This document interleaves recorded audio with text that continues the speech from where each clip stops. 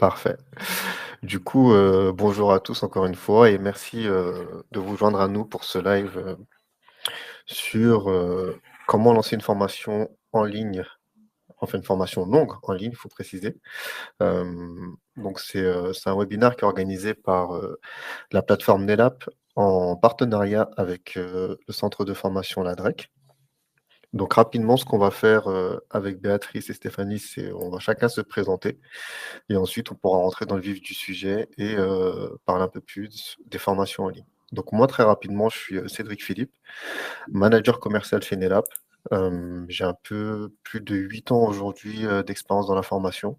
J'ai commencé, mon aventure dans la formation chez Orsis Formation et j'ai enchaîné derrière avec Open Classrooms. C'est d'ailleurs là-bas que j'ai découvert un peu, l'e-learning et je suis maintenant depuis quelque temps chez Nelap. Béatrice ou Stéphanie qui veut prendre le relais? Donc, bonjour à toutes et à tous. Donc, Stéphanie Demas, je suis de la DREC et je suis coordinatrice pédagogique, enfin, formatrice également et coordinatrice pédagogique depuis un peu plus de 15 ans. Et du coup, je m'occupe de tout ce qui est programmation des formations, qu'elles soient en présentiel, en alternance et bien sûr en e-learning. Et moi, je suis Béatrice Fournier pour l'ADREC Formation également. Après un petit passage comme formatrice, je suis en charge du suivi des e-learning et alternants pour notre centre de formation, en Parfait, merci. présentiel ou en distanciel pour les alternants. Merci à toutes les 2. Du coup, l'objectif de ce webinaire aujourd'hui, c'est de tout d'abord comprendre, les fondamentaux, pardon, de la formation en ligne, d'apprendre à structurer et organiser, une formation, 100 en ligne. Le deuxième point, ça va être, le choix des outils, de comprendre justement comment mettre, une formation en ligne et quels outils, nous pouvons utiliser pour le faire. Et le troisième point qui est sûrement le point, le plus important, c'est l'engagement et la motivation des apprenants. C'est-à-dire comment garder, nos apprenants engagés et motivés sur des formations en ligne. Pour le format qu'on a choisi aujourd'hui, du coup, on n'a pas de support de présentation. On va partir plus sur du question-réponse. Donc, je vais profiter de l'expérience de Béatrice et Stéphanie et leur poser quelques questions, qui vont nous aider justement, à répondre aux objectifs, que j'ai présentés il y a quelques secondes. Alors, on va commencer, sur la partie, les fondamentaux de la formation en ligne. Alors, j'ai une question pour Stéphanie. Du coup, pour toi, quels sont, les principaux éléments à considérer lors de la conception d'une formation longue 100 en ligne? Alors, nous, du coup, en tout cas, au sein de la DREC, nos formations longues correspondent toutes à des titres professionnels. Donc, du coup, les éléments, nous, qu'on prend en compte, bien sûr, c'est le référentiel emploi, activité, compétences et bien sûr le référentiel donc de certification. Et après, donc, on s'adapte à notre public, c'est-à-dire en fonction qu'il soit alternant. Là, on est sur des formations plus longues, des parcours plus longs, ou des gens qui sont sur des parcours continus, donc en 100 e-learning. Voilà. Parfait. Du coup, c'était la première question. Ensuite, j'ai une question sur, toujours dans le même thème. Hem, Aujourd'hui, vous, à la DREC, quel type de formation vous proposez, en formation longue et en formation en ligne? Alors, oui, alors formation longue, nous, ce qu'on appelle en fait formation longue, c'est des formations qui durent jusqu'à 6, 7 mois, 5, 6, 7 mois, hein, puisqu'on tient compte aussi également du stage en entreprise, qui pour certains titres professionnels, en tout cas, peuvent être obligatoires. Voilà, donc on a des formations du style formateur professionnel d'adultes, par exemple, conseiller en insertion professionnelle. Nous avons également tout ce qui est secteur tertiaire, assistant RH, gestionnaire de paye, assistant comptable. Voilà, on a à peu près 25 titres professionnels, en tout cas, sur notre catalogue. OK. Merci. On va passer sur le deuxième point, sur le choix des outils et de la plateforme pour justement la conception et la mise en ligne des formations. Aujourd'hui, comment sélectionnez-vous les outils et les plateformes pour une formation e-learning? Et aussi, pour vous, quels sont les critères les plus importants, au niveau de ces choix? Alors, nous, on a choisi donc de travailler avec la plateforme Nelap. Alors, les raisons essentielles, c'était justement les contenus qui correspondaient à notre public et en tout cas à nos titres professionnels. C'est aussi gérer la proximité avec tout ce qui est avec l'équipe, gérer de conception et cette communication où on a l'impression qu'on nous écoute et surtout sur l'amélioration, puisque l'objectif, c'est pas d'avoir une plateforme voilà, qui ne bouge pas et justement, enfin, une équipe en tout cas qui soit là et qui soit tout le temps dans l'amélioration continue. Et c'est ce qu'on a vu d'ailleurs, puisque depuis maintenant 4 ans qu'on utilise la plateforme, il y a eu beaucoup d'améliorations et via les retours que nous, on avait pu faire. Donc ça, c'est important. Et puis après, le fait qu'on puisse avoir du visuel, des QCM, des karatiques et qu'il y ait aussi une interaction avec les bénéficiaires, enfin pour les bénéficiaires. Très clair. Merci. On peut parler aussi rapidement du contenu pédagogique. Du coup et là, c'est purement sur la création, la construction en tout cas de contenu. Pour vous, quelles sont les meilleures pratiques pour créer et structurer le contenu pédagogique d'une formation longue et en ligne? Alors, nous, encore une fois, on parle surtout de titres professionnels, donc de référentiels. Après, aujourd'hui, il y a beaucoup de formations aussi qui se basent de toute façon sur des référentiels. Donc, c'est vraiment que les contenus ils soient en adéquation justement avec ces référentiels et aussi les évaluations et ce qui est demandé après à l'examen. Et puis la mise à jour aussi régulière des cours, puisque je ne sais pas s'il y a des participants qui font du titre pro, mais des titres pro, on a différents millésimes, enfin on a des millésimes et les titres changent, évoluent bien sûr avec le secteur d'activité, hein, comme la gestion de paye, ou là, il n'y a pas longtemps, le titre responsable petite et moyenne structure a évolué. Il faut aussi que les contenus sur la plateforme puissent suivre ce rythme-là et évoluer aussi. D'accord. Donc si je résume bien, il faut un outil capable, de prendre en compte cela et sur lequel on peut faire des mises à jour assez régulièrement, C'est ça, très surtout sur facilement. les formations, Après, il y a deux choix et nous, on a des formateurs qui sont référents sur certains titres, enfin sur des titres en tout cas particuliers. Et du coup, les formateurs référents ont directement la main en fait sur la plateforme et peuvent modifier régulièrement les cours pour faire une mise à jour. Voilà, donc ça, c'est très facile en fait de pouvoir modifier facilement. Je veux dire, Pôle emploi devient France Travail, on peut le modifier de manière rapide. Alors après, il faut retrouver tous les cours où on a noté Pôle emploi au lieu donc pour le remplacer. Mais voilà, ça c'est bien aussi.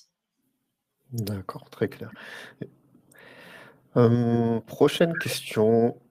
Du coup, on arrive un peu dans le vif du sujet. C'est vrai que j'avance un peu vite, mais on a 30 minutes et on veut vous laisser, l'occasion aussi, Oui. aux participants de poser des questions derrière.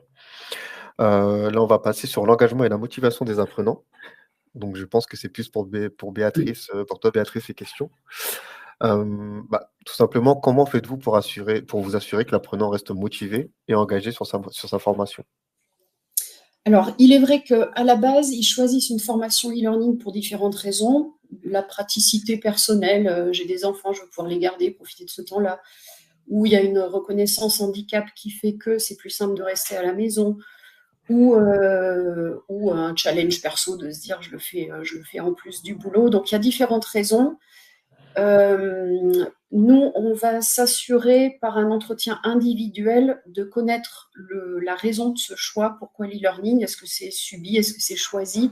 Ça nous donne déjà un baromètre d'entrée.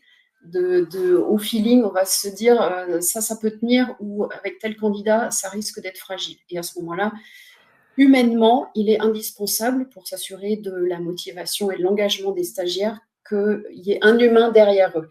Le format informatique, ils vont le trouver hyper pratique, c'est un jouet au début, et sur la longueur, il leur faut un humain qui leur tient la main pour dire, pour maintenir la motivation et l'effort dans la formation, parce qu'ils ne se rendent pas toujours compte que ça va demander un effort, et sur la longueur, ils peuvent se sentir isolés. Donc, on ne peut pas se passer de l'accompagnement humain dans une formation e-learning. À notre point de vue, en tout cas, c'est notre choix. C'est vrai que ça peut paraître étonnant comme réponse, dans le sens où c'est vrai que le titre de notre webinaire est comment créer une formation 100% e-learning. Mais c'est vrai que d'expérience moi-même chez NELAP et à travers les partenariats qu'on a, on recommande souvent un accompagnement humain pour des formations longues surtout. Ça pourrait être différent pour des formations plus courtes. Absolument.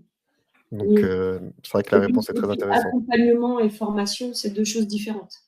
La formation est bien entendu assurée par la plateforme. L'accompagnement, c'est vraiment autre chose. Là, on est plus sur du coaching, justement, qui maintient la motivation. Donc, voilà, l'un n'empêche pas l'autre, les deux sont complémentaires. Et puis, sur la plateforme, ce qui est bien aussi, c'est qu'il y a des outils repères, en fait, qui nous aident aussi à mesurer cette motivation, des QCM, on a un suivi de progression. Du coup, c'est ça qui est bien et qui aide justement l'accompagnant. Voilà, parce qu'aujourd'hui, un accompagnateur est capable d'accompagner une centaine de personnes qui sont sur des formations en e-learning. Voilà, on n'est pas sur... oui, c'est pas 1 pour 10. Donc, les deux sont vraiment complémentaires par rapport à ça. Et après, nous, encore une fois, c'est notre façon de fonctionner pour maintenir l'engagement parce que on s'aperçoit, comme dit Béatrice, que des fois, il y a des personnes qui choisissent le e-learning pour des mauvaises raisons. Donc, du coup, ces gens-là, il faut les garder et jusqu'au bout, quoi. Donc, 6 mois, ça peut être long. Voilà, ça, c'est notre... Et puis, c'est notre engagement au niveau de l'adresse et des financements. D'accord. Et d'un point de vue pratique, est-ce qu'il y a des actions qui peuvent être mises en place pour justement compléter cet accompagnement? Quand je parle d'actions, je parle notamment de, je sais pas, des webinaires d'onboarding ou des journées ateliers, ce genre de choses? Oui, c'est tout à fait ça. Nous, toutes nos formations e-learning commencent par 2 jours d'intégration. On réunit collectivement tous nos nouveaux entrants et pendant 2 jours, ils sont accueillis par un référent e-learning. On leur présente tous leurs outils.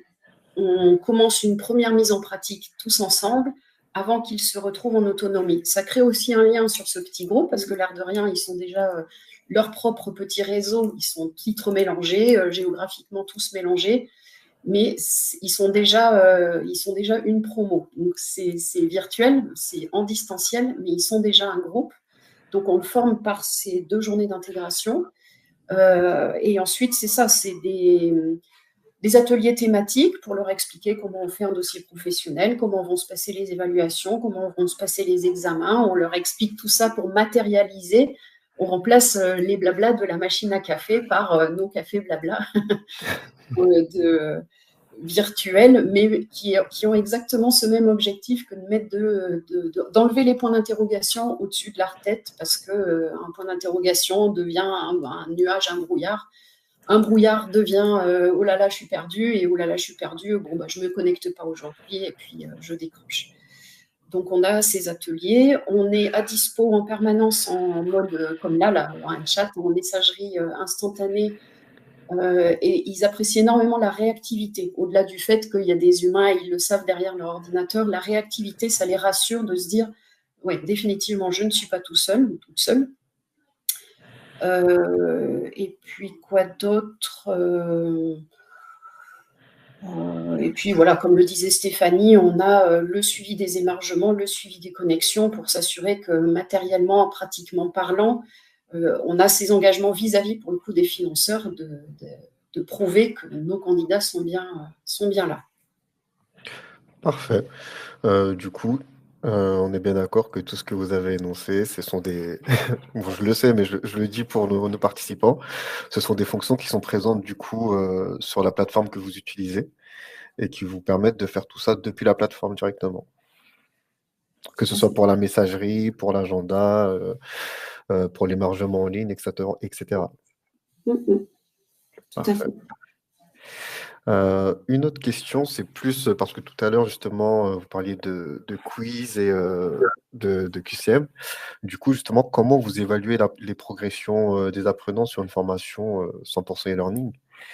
Et du coup, comment vous avez aussi le feedback, vous faites enfin le feedback auprès des apprenants? Je commence? Vas-y. Alors déjà sur la plateforme, sur chaque cours, en fait, les apprenants peuvent poser des questions. Donc du coup, les formateurs de chaque spécialité, parce que c'est vrai qu'il y a l'accompagnateur e-learning qui est plus un accompagnateur, mais il n'est pas spécialiste sur toutes les formations. Donc tout ce qui est question pédagogique et vraiment technique sur le cours, sur la formation, elles sont posées via NELAP sous un cours où on peut poser des questions. Donc là, c'est un formateur référent qui va répondre aux commentaires. Donc ça, c'est la première chose que je voulais aussi rajouter parce qu'on n'en a pas parlé de cette fonctionnalité. Ouais. Ensuite, après chaque cours, il y a un QCM qui permet de voir si l'apprenant a acquis. C'est plus une évaluation qu'on appelle formative, c'est-à-dire vraiment en fin de cours. Ensuite, sur chaque fin de module, il y a des cas pratiques que les apprenants peuvent déposer, faire chez eux et déposer après donc sur la plateforme, qui peut être qui sont validés et réceptionnés par nous. Et puis après, il y a une correction en fait qui se débloque et l'apprenant peut aussi s'auto-corriger et a le formateur en soutien technique si besoin. Et puis après, comme nous, on est dans le cadre du titre professionnel, on a ce qu'on appelle des évaluations au cours de formation sur des temps donnés aussi qui nous permettent d'évaluer les acquis des stagiaires. Très clair. Très clair, très clair. Alors, il y avait une petite dernière question. C'est sur le format, enfin sur les types de supports qu'on peut retrouver sur la plateforme. Du coup, on est sur du contenu qui vous est déjà mis à disposition. Vous pouvez créer votre contenu sur la plateforme. Comment ça se passe à ce niveau-là? Alors, c'est du contenu qui nous est mis à disposition. Après, nous, on peut s'occuper des petites mises à jour, en tout cas. Et après, tout ce qui est, donc c'est NELAP qui fournit les vidéos. Donc, il y a toujours, en tout cas dans chaque cours, une vidéo d'introduction et ensuite le cours écrit dessous. Voilà. Et c'est vrai que nous, on a un mode administrateur qui nous permet de corriger une micro-faute d'orthographe ou une mise à jour Pôle emploi France Travail. Là, on a la main dessus pour intervenir directement sans dépendre d'un administrateur. Donc ça, c'est pour certains cours. Après, si là, en fait, on est en train de mettre en place, par exemple, une formation pour nos formateurs, en tout cas pour intégrer nos formateurs. Et là, pour le coup, on a un accès où on peut créer nous-mêmes cette formation-là. Voilà, on pense même l'utiliser pour mettre en place nos process, en tout cas pour Calliope aussi. C'est vrai que du coup, ça nous permet aussi de pouvoir détourner un peu et s'en servir aussi pour nous, pour former notre propre personnel, que ce soit des formateurs ou du personnel administratif. Et ça, c'est pratique. Parfait. Écoutez, je vous remercie pour ces questions. Je vois que le temps avance, on n'a qu'une trentaine de minutes pour ce webinaire. Si je résume rapidement sur les 3 gros points sur la conception, enfin sur les fondamentaux de la formation en ligne, ce qui va compter pour vous, ça va être la durée de la formation, enfin le type de formation, le public à qui il est adressé, le type de contenu qu'on va proposer aussi pour ces formations.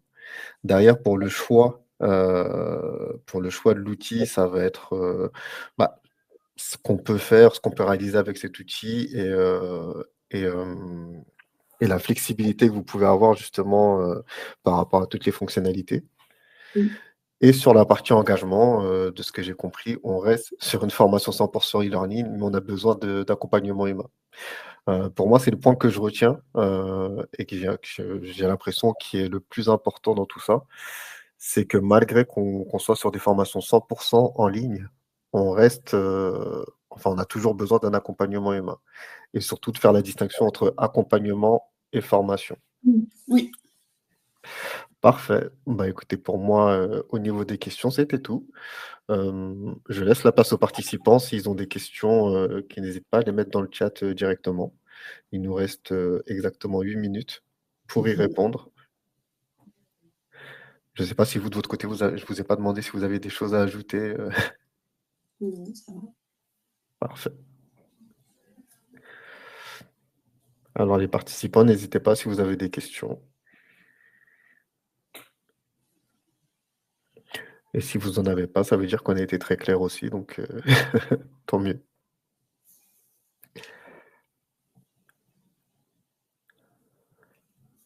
C'est plus le temps d'écrire.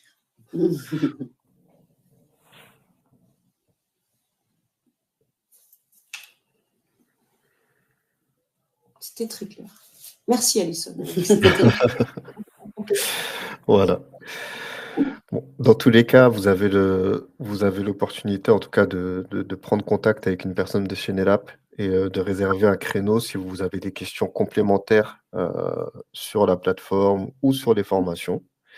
Donc n'hésitez pas à le faire et vous aurez droit à une démo derrière, pour rentrer un peu plus dans le détail de comment fonctionne la plateforme et comment vous pouvez justement, vous, l'utiliser et soit louer du contenu depuis la plateforme ou créer vous-même vos contenus sur la plateforme. S'il n'y a pas d'autres questions, on va pas vous retenir plus longtemps. On va mettre fin au live dès maintenant et comme je vous l'ai dit, si vous avez des questions, n'hésitez pas, à booker, un meeting sur nos agendas.